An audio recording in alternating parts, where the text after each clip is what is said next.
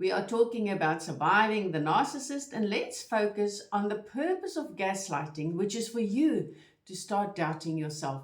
I am Sue, your personal transformation coach. Gaslighting is one of the most insidious forms of emotional manipulation.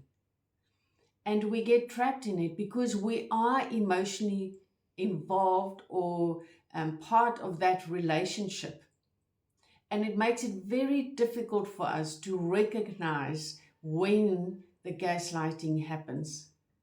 And eventually we will become the gaslighter because we will take on what is being thrown at us and we will start living it. And so for us to be aware or to become aware of that, it's going to ask something of us. But let's look at how gaslighting happens. How does it progress? The thing that we have to give the narcissist the credit for is that they are patient. They invested in this process of breaking you to a place where you are so doubtful of yourself that you look at them as your guidance, as the person that's going to bring you the answers, or that will be your leader.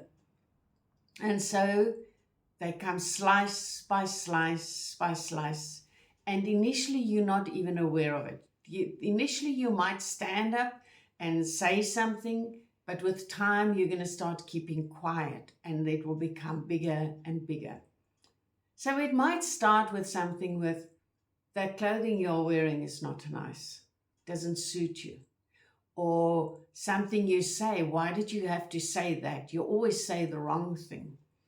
Or that memory you are recalling, it never happened like that. What's happening to you? Why can't you recall things properly? That's not what the person said, or that's not what happened there.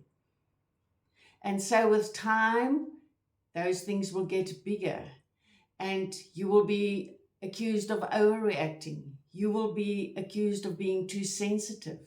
You will be accused of the memories or whatever you have in your mind is just imaginary things.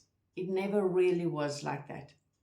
And so eventually it gets bigger and bigger until you no longer speak up, until you absolutely doubt everything and second guess everything that you do. And you get to a place where you feel that I can actually not do this alone unless I have the support of this other person, or that this other person will always know better. I must speak to them. Now the gaslighting is near completion.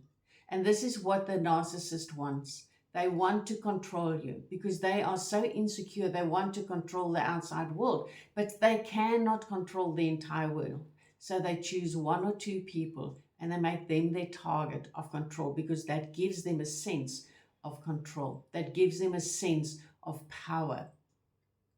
And now you've stepped into this relationship where there is a codependency. They depend on you to give what they want from you, something they can control, and you depend on them to become your leader or the one that always will know the right thing. And so how do you step out of this? How do you move beyond this? First is to realize when that little voice within you wakes up and says, something isn't right here.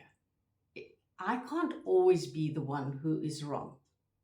When you get those little things that come inside of you, there's a knowledge within you. Take note of it, because there is a greater intelligence within you that knows your worth, that knows your value, that knows how amazing you are, and that wants you to stand up and be who you truly are. And it will come with kind nudges to get you to become aware of what is going on. Once you start listening to this little voice, become the observer. Notice how often you apologize. Notice how often you are wrong. Notice how often the criticism comes. And we can all give advice to a friend and say, that color looks nice on you. Wear more of that color. That's different to saying that you're always wearing the wrong thing. Become aware how those things are thrown at you and just observe. Don't say anything. This isn't the time and the place to challenge, because you're going to walk into a wall of resistance and that will break you even more. Remember, they are a master at this game. You have become the peon and they are moving you around. It's not the place to stand up and speak up and start a fight, because they will break you even further.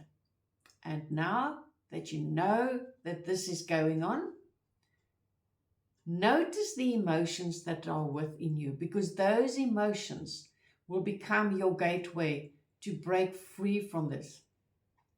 Because the doubt, the questioning all your actions, the questioning yourself, is to work with that doubt, to move beyond it, so that you can see your worth, so that you can see how deserving you are of a great future.